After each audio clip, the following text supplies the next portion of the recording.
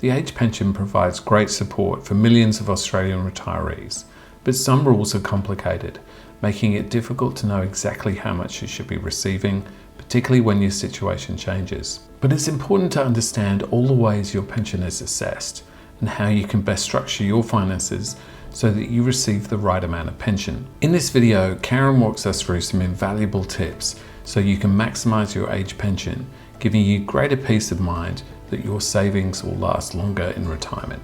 If you find this guide useful, please remember to subscribe so you don't miss out when we publish a new video. Hello everyone, and welcome to our session on tips to maximise your age pension. We're going to go through some ideas of what you can do if you are finding that you have a reduced pension. There's certain things that you can do to make sure that you are getting the most of what you're entitled to. Now, just a little disclaimer here. This information contained in this video is current as of the 20th of September 2024, and this is just educational purposes. It is not specific to your personal needs. We always suggest that you do see someone independent, and particularly if you're looking for financial advice, you need to see a licensed financial advisor. First of all, we'll go for a little bit of basic information on how the pension is assessed. If you're wanting more in-depth information on that, then I just suggest that you do go through and have a look through the SuperGuide website. There's a lot of articles and information on there, calculators and whatnot that can help you work out the basic bits of how the age pension is calculated. But just as a refresher or a basic update, so the maximum rates of pension currently for a single person, it's $1,144.40 per fortnight, which is just under $30,000 a year. And for couples, the pension rate is $862.60 per fortnight each. When you combine that, that is just under $45,000 for the year for both of you. So that includes all the aspects of the pension. So there's the pension itself, there's pension supplements, energy supplements and things such as that. But it does not include rent assistance if you are eligible for rent assistance. So Centrelink apply the means test, a means test to your pension. There is two tests, the assets test and the income test. So it starts out with the maximum rate that you of the pension, and the assets test is applied and the income test is applied at the same time, and whichever test reduces your rate the most, that's the one that you are paid under. Here are the figures for the assets test as of the 20th of September 2024. So when we talk about the threshold, that is the point at which your payment starts to reduce under the assets test.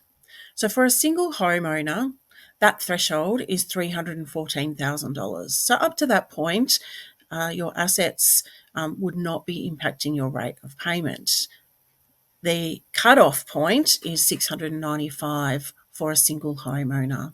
For a non-homeowner, the threshold and cutoffs are a little bit higher, and that is because a homeowner, their principal home, is not assessed as an asset. So for a non-homeowner, they're allowed to have a little bit more. For a couple, the threshold for homeowners is $470,000. That's the point at which the payment starts to reduce, and the cutoff is a little bit more than $1 million right now. The rate of pension reduces by $3 per fortnight for every $1,000 of assets that's above the threshold. For a couple, it's $1.50 per fortnight each, so $3 in total. And here we can see there's a sliding scale that kind of gradually reduces as your assets increase. So on the left-hand side, we have a sliding scale for a homeowner couple. So you can see their assets at $470, getting their full pension of $862. And as their assets increase, it gradually reduces the amount of pension that can be paid until they hit the bottom at $1,045,500. And on the right-hand side, there's the assets test reduction for a single homeowner starting out at $11.44. So what we're going to look at today is some ways that if you are getting a reduced pension, particularly under the assets test, but there are some things in here that can help if you're reduced under the income test as well. Some tips that can help you make the most of your age pension and make sure you are getting everything you're entitled to. And we'll look at these in a bit more detail. So the first thing that we suggest is to correct your asset valuation. Some homework from today's session. If you have a look at, if you're already on the pension, have a look at what Centrelink are assessing your car and your household contents and personal effects. So how much are they already counting? The asset valuations and what they ask you to advise them is what you could get if you were to sell something. So what's it actually worth? What's the market value? There is actually a definition, and that is what a willing but not anxious buyer would pay a willing but not anxious seller. If you were to have a garage sale, open up your house and say, come and buy all my stuff, how much would you actually get at the end of the day? So not a lot. Some people that do this find that sometimes they have to just get rid of stuff and give it away to Goodwill. Sometimes you even have to pay somebody to take something away. So make sure that you're only declaring what your assets are actually worth, what you could get for it, not their replacement value, not their insured value, but what you could actually realistically get if you were to sell it. The same thing with your car, caravan, motorbike. And don't forget that these things generally depreciate in value over time. So when you apply for your pension and you tell Centrelink that you've got a $30,000 car, that's great. Next year, it's probably not going to be worth $30,000 anymore. So make sure that you go in and you update that asset value and do that regularly so that Centrelink are only assessing the current value over that period of time. Now, if you are wanting to spend some money and reduce your assets in order to increase your pension, one way that you might do that that's going to benefit you is by looking at what home improvements you can make. So your home is probably your biggest asset and it's exempt from the assets test. So the money that you spend on home improvements is also exempt from the assets test once it's spent. If you're spending money on things that can actually increase the value of your home or save you money in the long run, then perhaps that's a good investment to make. So things like installing solar panels that's going to reduce future costs of your electricity, improving things like fencing that will increase the value of your home, home security, garages, sheds, things like that, updating your heating or cooling to be more energy efficient, money that's spent on your home that actually you're going to get a return from. And at the same time, you're reducing your financial assets that are being assessed by Centrelink and might just result in an increase in your pension. Prepayment of things is also a way to use up some money on something that you're going to spend anyway. Now, also prepaying funerals is one way that you can use some of that money and take that worry away from your family when the time comes. So you can purchase a burial plot or you can prepay a funeral, and there's no limit on the value of that. That is not considered an asset. Funeral bonds, which is an investment that you can purchase. There is a limit on the funeral bonds, and that is currently $15,500. So if you purchase a joint bond with husband and wife, purchase a joint bond, and it's just one bond that you've purchased, then there's still the limit is $15,500. There are other things that you could prepay, such as your insurance, and paying your insurance annually might even result in a cheaper premium. You could prepay your rates for the year rather than paying them quarterly. Travel that you might be undertaking, if you're going overseas, you can pay that up front. Make sure it's a reputable agency so you don't lose your money. Prepaying some rent and even utilities you can pay so that you're in advance on your electricity and gas and things like that. Just in regards to travel, if you are prepaying your travel, that's fine. If you are purchasing a travel card, like a money card, then the money that you have sitting on that card is actually considered an asset. So that doesn't get rid of any money until you've spent it. The next tip that I'm going to talk about is gifting. Now, gifting is one of the most misunderstood aspects of the Centrelink rules, and a lot of people do get it mixed up. One thing that I will say about gifting is I do not recommend that you gift your money in order to increase your pension as a general rule. The thing is that gifting money away means that you don't have it anymore. And yes, you might increase your pension by a little bit, but you've got to look at the overall picture. Are you going to be better off overall? Having said that, if you are wanting to gift money, then it's important to know the gifting rules and to take advantage of them and gift strategically to make the most of your pension. The gifting rules, some people think that, I can't give any of my money away because Centrelink will take away my pension. Well, the gifting rules don't limit how much you can gift. They actually refer to how Centrelink will assess the amounts that you've gifted that's in excess of the gifting limits. Now, there are two rules that operate at the same time.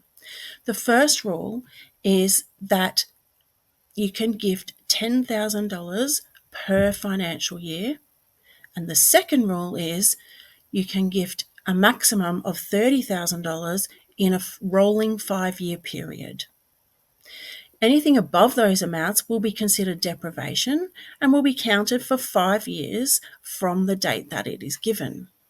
Another tip is that's available if you happen to have a younger spouse. Now, before I go into this, I want to make clear superannuation, what's accessible and what's not. So, super that's accessible is all your super. As soon as you are 67 years of age, whether you're working or not, whether you are claiming your own pension or not, whether it is in accumulation phase or pension phase, your superannuation is an accessible asset. And on top of that, even if you're not 67 yet, if you have turned your super into pension phase or account-based pension or a transition to retirement, if you've taken it out of accumulation and turned it into a regular income, then that super is also accessible. What is not accessible is superannuation if you are not yet age 67 and you still have your super in accumulation, it is exempt. One more tip I have for you is to see whether you can find extra payments. So on the Services Australia website, they do have this useful tool which is called the Payment Finder. So you can go onto Services Australia and using their search function, just pop in Payment Finder and it will come up with a questionnaire that asks you all kinds of questions about your current circumstances. And if you answer all those questions, it will ask things like, do you have a medical condition or are you caring for somebody? Things like that. And you pop all your answers in and it will come up with all the payments that you might be eligible for depending on your circumstances. Then you can look a bit further into that. But a couple of things that people might not be aware of.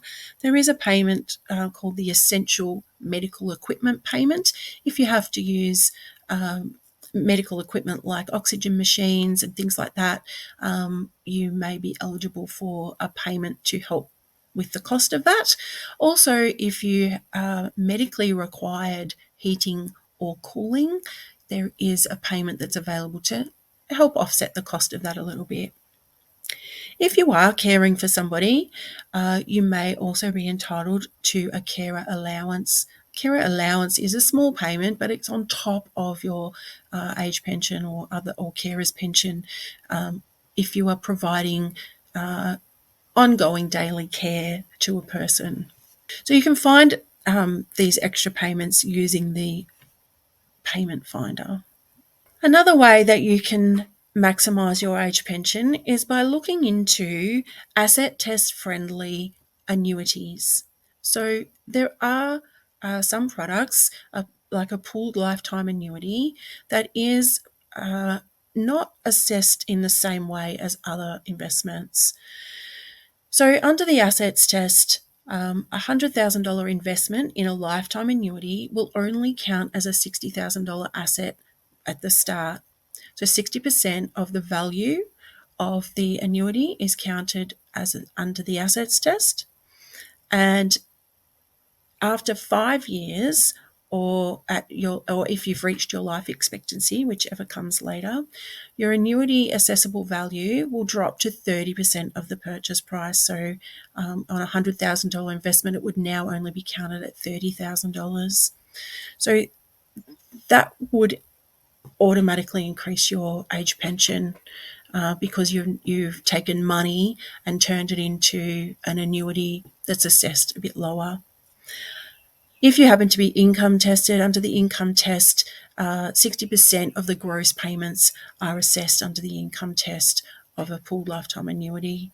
So again, you need to assess your personal situation and make sure that whichever way you choose, whichever thing you choose is going to benefit you the most.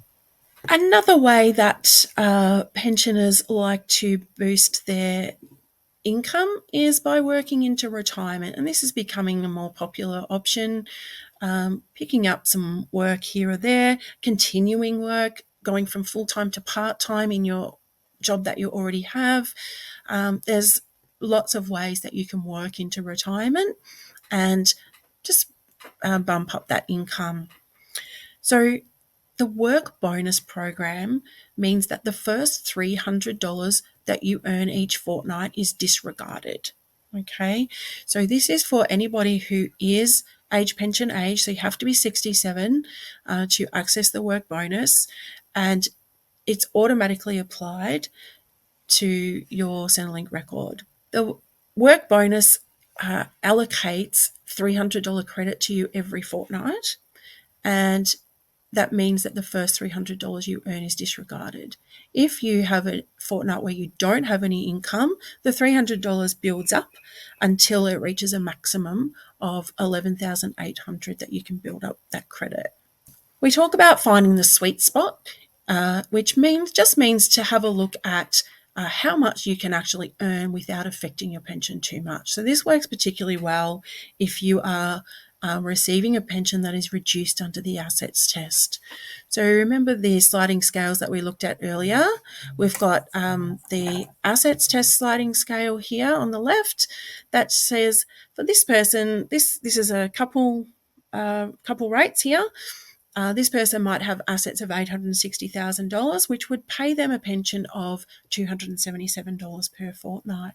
Now, if we have a look on the right-hand side, the income test, to receive a similar rate of pension, you could have income of $2,700 per fortnight. Now, keep in mind that is assessable income, so it's not exactly what you're getting. There's deemed income that comes into it and all kinds of things, but the assessable income being $2,700 would give you a similar pension. So if your pension's already reduced under the assets test, work out how much income you could earn without affecting the rate you're already getting. A little bit more detail about how this works. So every fortnight, a $300 credit is added to your work bonus balance, which effectively reduces your assessable income by $300. If you earn less than the $300, the amount of credit that you haven't used can be built up to a maximum of $11,800. When your pension is granted, you will start off with a one-off addition of a $4,000 credit to your work bonus balance.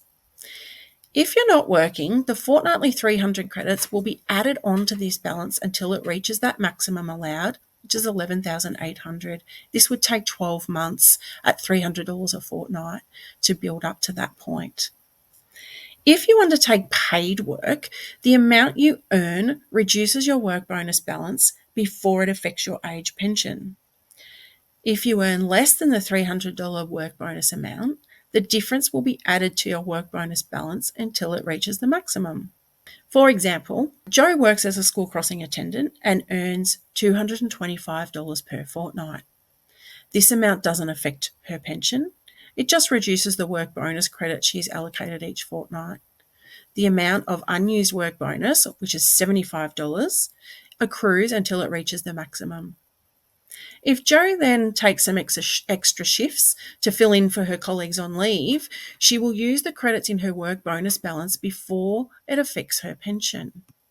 A few other things that we haven't covered that are more specific to certain situations. So there are things like a special disability trust, which is where you can put money aside to provide for a family member with a severe disability. There are very strict rules on these kind of trusts, and there are medical assessments that need to be shown. But it is a way, if you are concerned about looking after a loved one in the future, that you can put money aside for their benefit.